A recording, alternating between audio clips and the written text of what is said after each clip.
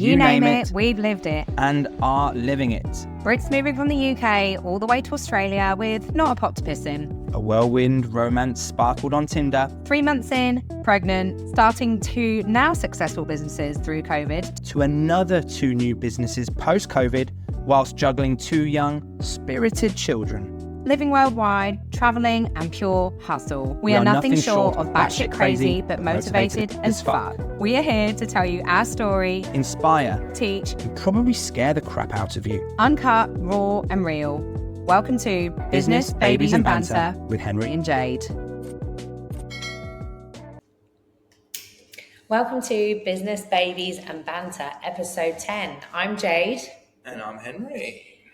And today is probably the most shocking episode you are going to... Well, it depends on the person, but it was fucking shocking for me. I can't believe she died. Shut up. So we were going about our normal lives. Just opened the office space, which is, of course, another cost commitment. We were booked on for our award, which we won, which was brilliant in the Gold Coast. I actually still have tickets to Gorgon City, Solomon. Depending if you're into house music, you'll know what they are. Lots and lots of planned events. Like our whole life is pretty planned out. Everything is. How would you describe the balance that we have at the moment without revealing? It's finesse, right? It is perfect, but anything that completely goes slightly out of balance, it would throw us all off. Yeah, would you agree? We were pretty systemized with our day-to-day activities, and the limited time of enjoyment or recreation we had was obviously thought out and planned in advance. The children were regimented. They are not regimented. They're wild. No, but our whole lives, given I've just started our 5th business, as you know, it's perfect. It's not perfect, but it's well structured. But it's so fine, the lines between not having balance. We don't have a social life as such, but we did make time for, having a bit of fun every now and then. And I committed to going to more events and things because that's what I enjoy, and I just drag Henry along. Yeah. And if I'm happy, Henry's happy. The children certainly don't miss out on anything. They have a great life with us. We go everywhere with them. We have daycare on specific days. We have my coaching day is Thursday. Privé hair and makeup and education day is Monday for me. Tuesday salon. Friday. We have it really structured. We're going about our lives. And then I realised that my period might be a few days late. And then I'm like, might do a pregnancy test. And I already knew because she was getting cranky with me over little things and becoming irrational. She's pretty irrational anyway, but it's irrational on steroids. And it was positive. So I'm actually coming to terms with it now, but I quite literally feel like I'm only 33, but I feel like I had a bit of a midlife crisis. It wasn't on the cards. It wasn't what I wanted. It wasn't what I needed. And I was in so much resistance with it, but I also am a believer in everything happens for a reason. We're in the best position we could ever be to have a baby financially, all the things. But it just felt overwhelming, to be honest. We have no family support. What did you feel when you found out? How were you?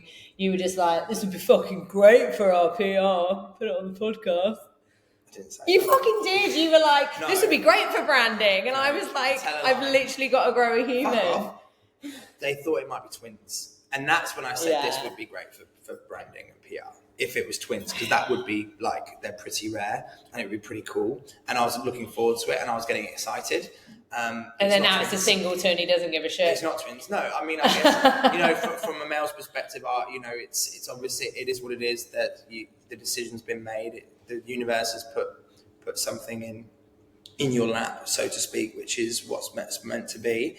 But you know, for a male, your job of dealing with it isn't until a lot later on when it's actually out, and that's where your support's needed, because it's not your body that changes, it's not your emotions that changes. Yes, you have to deal with a hormonal pregnant partner, but in the grand scheme of things, they have to deal with a whole lot more. So even though it's like, okay, it's happened, it doesn't really become super, super real until the little fucker pops out and you're like, okay, no sleep, shitty nappies, vomit, here we go again. Yeah. Well, lovely, well put, Henry. Well done. Lovely insight there. But yeah, for me, it was I wasn't okay. I can't really explain it. Like, I definitely didn't want to terminate. That wasn't on my radar. But I was just like, this is just not. I'm not okay. Everything that I feel like I need. I felt like I was getting my life back a bit. Children being a tiny bit older. Going to things, going out, not having to worry as much. Weekends away. Well, I was looking forward to that. Yeah, like we had our friend look after the kids. Danish did struggle though; they fucking gave her the right runaround for the awards. Like, I was looking forward to the awards. I could have a drink. I couldn't do anything because I was pregnant, and I've now turned it around, but it was really, really upsetting, and it got to the point where I was genuinely failing to see the happiness every day. It was just like, oh my God, this is happening and it's completely out of my control and it's not what I want and I don't know what to do. And I feel so restricted in my choice, I just felt really disempowered. And so, Henry, what did you say to me?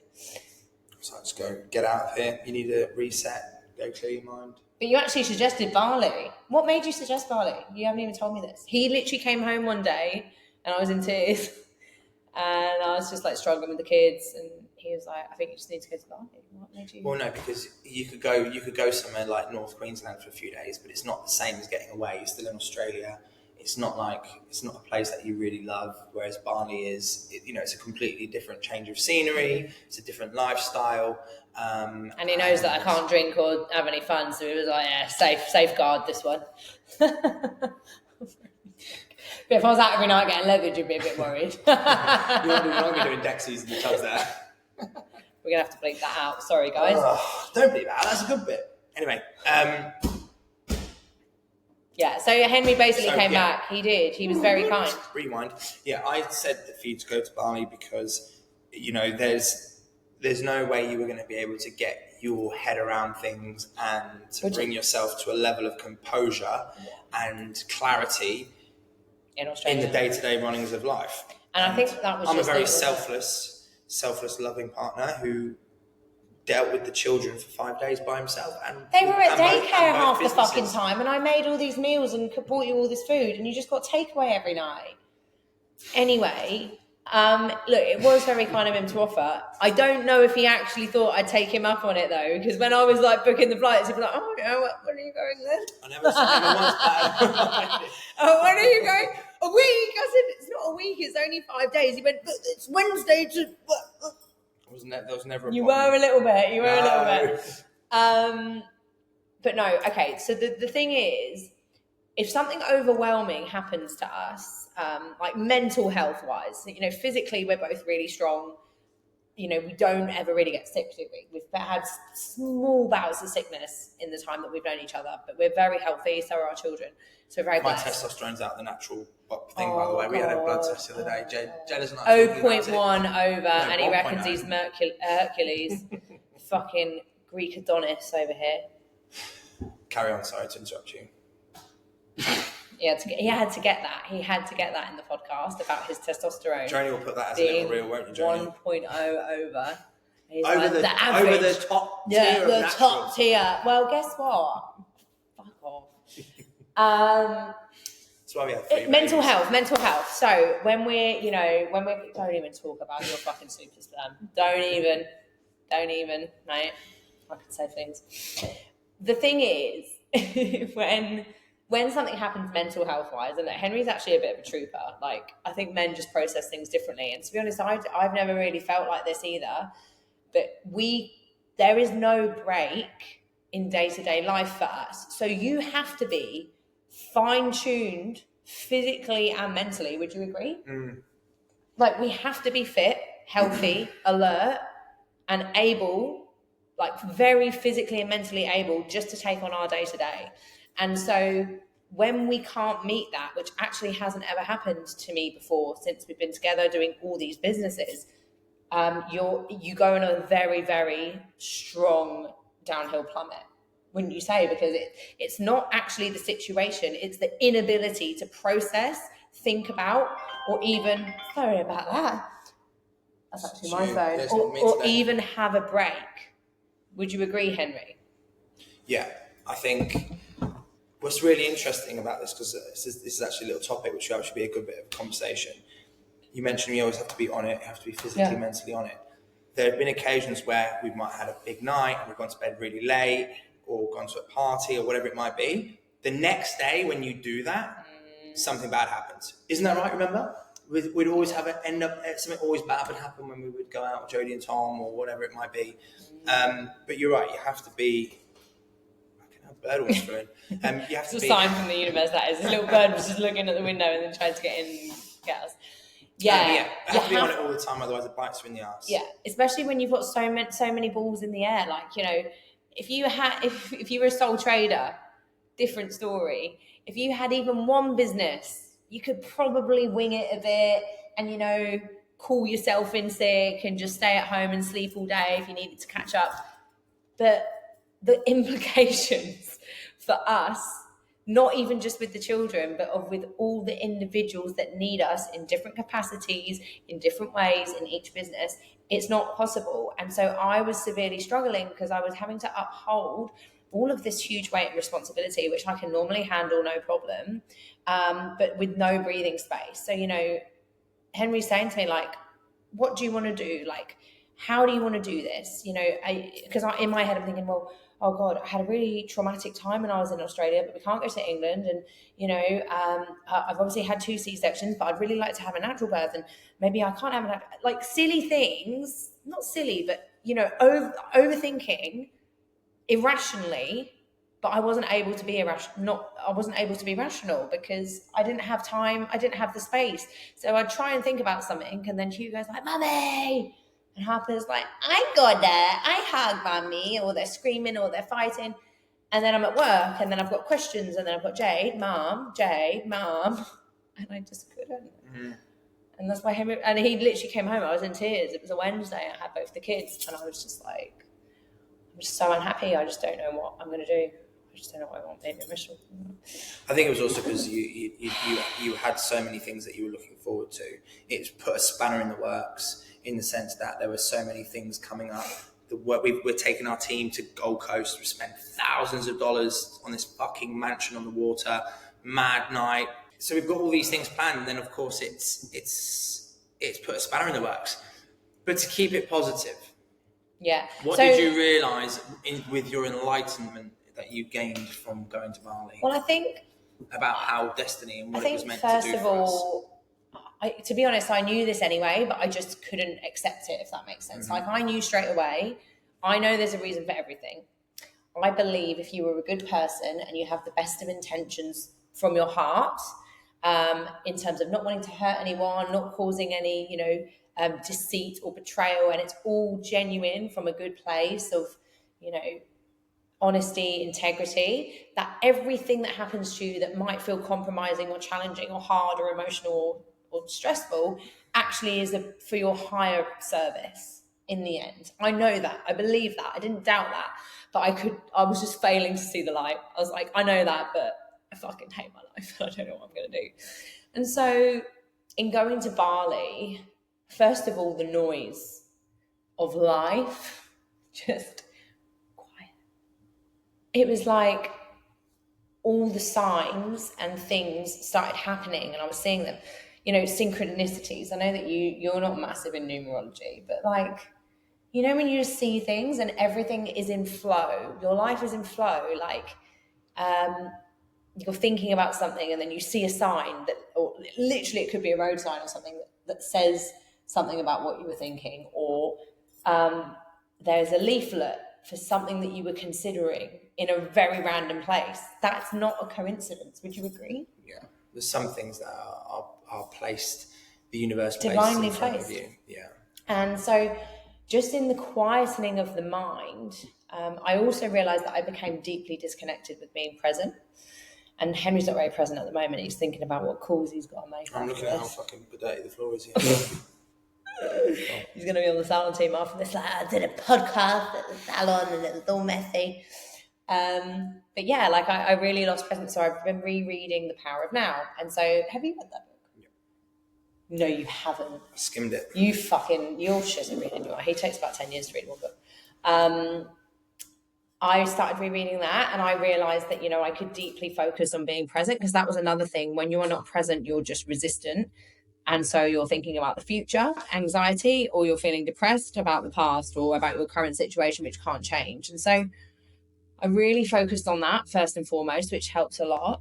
And then just in quietening the mind, I was really able to just lean into the signs, and things just unfolded exactly as they should and needed to be. And in everything that I've been doing since then, I've been severely, intently following my intuition, my gut feeling, not just a want or a need or a maybe, like just purely going with feeling. And this is very scary for Henry, because Henry is, he does have this feeling, but he's also very calculated, strategic and logistic. And so in order to support me in different ways that we're not going to talk about, but you've had to overcome some things, haven't you? Yeah, but you just because you feel something doesn't mean to say it's the right thing to do. You have to also weigh up all of the other possibilities and all of the other things as well. I know what you mean, but it's okay. It's not just a feeling; it's an inner knowing. Then stop clicking the thing. You can have inner knowing, but there's also an inner knowing to fucking jump in the middle of the road because you just got this feeling isn't fucking smart. No one I know has that's that a stupid. knowing. Some people might. Well, jumping off cliffs. called feeling they suicidal. go. Some bloke had his inner knowing to fucking canoe from fucking New Zealand to Antarctica, and what they went missing after fucking one day. Like, where was the common sense in that? Left his family and kids. Like, there's loads of things that you can do, and there's other examples. That was quite drastic. Sorry. Yeah, that was extremely drastic.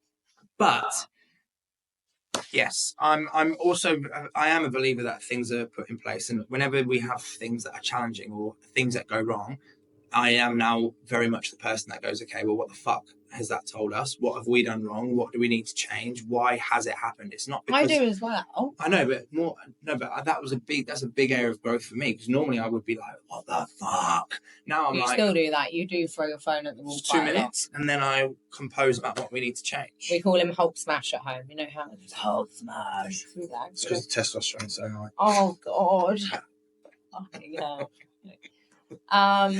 But yeah, look, super insightful. Things unfolded in a way that I feel like they were meant to, and I had the headspace, and basically I actually went there asking the universe openly, what should I do? What does 2025 look like? What are my plans? Like, even in my head, like, how the fuck is this going to work? Like, we have no family. We have 2 very, very spirited young children. Henry is at capacity. I'm at capacity. And so someone's got to make room, and it's going to have to be me. So I'm thinking, okay, so right. I'm not going to be able to be there. Henry also can't be here all the time. And so I'm thinking, how long am I going to need off? And one of the things I wanted to honour myself, which I know that you were on board with, is the last 2 children we've had, as you know, through this whole podcast, we have been extremely back against the wall. I went back to work when Hugo was 3 months old, 3 days a week at our new salon with Miss Fox. I had to come in on my own 5 days a week when Harper was 6 months old, and Henry had to have her full time whilst answering the phone nationwide. And so I don't want to do that again. I actually don't need to do that again. But in the same way, I'm like, that's all I've known. So I had to really think, how's it going to work? How long am I going to be away? What are the logistics? And even just the house. Our house is fucked. Some may call it a house, some may call it a tip. Like, even this morning I left, and don't get me wrong, we're not dirty people. Like, the cleaner's actually coming tomorrow, by the way.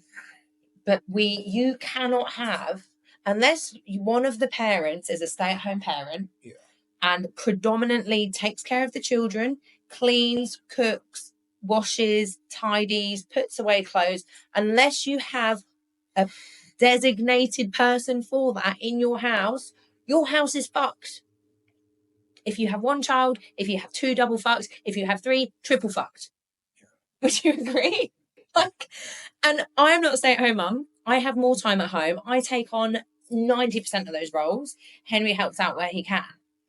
But in my mind, it's important to note that when Jade was away, the house was spotless. It fucking was not. I came back, it was a bomb site. It was a fucking shithole. There had been no washing done. All the food had gone off that I bought because he got takeaway every night. And the fucking kids, I came in early morning and the kids were running around. Harper had taken her nappy off, filled with fucking piss, walking around naked. And Hugo was screaming about not having a biscuit or something. But that was 7 in the morning. Of course that's going to happen 7 in the morning. But the house was clean. The house was tidy. But yeah, no, you're right. So there's going to be some exciting things coming up. Obviously, we've got to make some decisions that are not just going to be good for our sanity, but also good for the business too, and for the children, And you know, that was one of the most significant things, wasn't it? Actually, it was not so much Harper. She's 2. She's like she can fucking do whatever she likes. She's happy as pie. But yeah, the consideration for a few things, which we won't go into too much, but the house was a big, you know, in my mind, I was like, I can't be a full-time cleaner. Like, I don't want to be a stay-at-home mum that just cleans. I actually can't be. And that takes away all my dreams and hopes and everything that I've worked towards. But at the same time, I'm not living in a fucked house that's absolute chaos. And the amount it costs to have a cleaner arrive every day or even every 2 days and have someone help support with the children, bedtime, bath time, story time, washing is extortionate. So yeah, we really had to think about things. And we have come up with some good solutions and ideas, which is awesome. But Henry's happy as pie. What do you reckon it's going to be, Hen? You've already said you reckon it's a boy. He's pretending. He's acting now. I do think it's going to be a boy, but the thing is, I don't want to get my testosterone. It's that testosterone that decided it's a male. The thing is, if I get my hopes up too much, it'll be there. But we actually did a baby scan today, and it was sucking its thumb like Harper does. And now I'm fucking thinking it's going to be a girl. What? Because it was sucking its thumb? Yeah, boys don't suck their thumb. No, they don't. He is honestly the funniest person. I don't know what he thinks sometimes. No, we did have a baby scan, but we have decided, I'll let you say because it's your little thing, because I was happy to do another gender reveal. We're not going to find out the gender until it's born. No. I guess why not? We've done a gender reveal before, we've found it out, we've done things, and we've never had it as a surprise. And to be honest, I don't care if it's a boy or a girl. I'd like it to be a boy. Fucking care so much. You'd be like, if it's a girl, we've got to have another one, and it's got to be a boy. If it's a girl, I will be a little bit disappointed, but I'm still going to love it. But I would like a boy. But I think I'm also excited that it's going to be a surprise and that we can wait until it's, it pops out, and we'll see what happens when they pull it out and go, here it is. Yeah. So, yeah, with Hugo, basically, he was a total accident. Obviously, we were just, like, fucking in absolute shock. Different shock to this kind of shock, but, yeah, shock. And so we just found out on the phone, didn't we? We were like, hi. And they were like, yeah, your test will come back clear. Do you want to know the gender? And we were like, sure. And they were like, yeah, it's the boy. We were like, oh, okay. It was, like, weird, wasn't it? Mm. And then Harper we had in England. So it was really special. We organised the gender reveal with all our family. So my grandma, mum, dad, brother, and your mum and dad. And we cut a cake. And that was really nice. Yeah. That was really special. We did it on film, didn't we? And everyone watched on Yeah, we did it on live Instagram. It was lockdown in Australia when we did that. It wasn't anymore. Was it not? Nah. But no, it was amazing. We loved it. It was really, really special. I just assumed that's what we'd be doing again. But Henry's like, no. And on what we might do on this occasion is we might wrap the baby up and then do a photo and say, guess. Because everyone, yeah. Maybe we'll do it on the podcast. Maybe we'll do a reveal on the podcast. Maybe we'll do a podcast whilst you're in the hospital bed. That'd be a good idea, won't it? Anyway. And yeah, we'll do a live stream because everyone really wants to see that, Henry. Nice one. You'll just be on it talking, oh, hello, I'm Dr. Trier and I'm delivering your baby today. That's what you said in the last one with Hugo and Small. Anyway, guys, I hope you have enjoyed this. It's a bit of a rambly one today, wasn't it? I mean, we weren't planning on this one. We Jake weren't just said, let's do planned. it. I said we just got to fucking announce it, and it's just how do you say you're having an unplanned third baby that you've almost had a fucking mental breakdown over? How do you deliver that? Like this? Apparently. So thank you for listening. There's going to be lots of updates, of course, but yes, this is why I was MIA. This is why I went to Bali, and there are some huge changes happening, but you know what? It's all for the better. It's all for the better. And I believe this is going to align us even more to our highest selves, highest future. And it's definitely going to benefit the business because we don't waste money on alcohol and fucking going out. Got to sell all my tickets. How's that going to benefit the business? It's going to benefit us. And it's going to benefit the business because we're actually going to be really hyper-focused. Yeah. I will be. No, you won't be because you'll still be fucking going out and drinking like you have been. Anyway, see you next time, guys, with some more really amazing, exciting... Some goss. Gossip and news. Some super juicy goss. See you guys. Thanks for listening. And hopefully laughing. Be sure to leave us a review, and if you're into the madness, Check out the links below to follow our day-to-day journey. stay tuned for the next episode.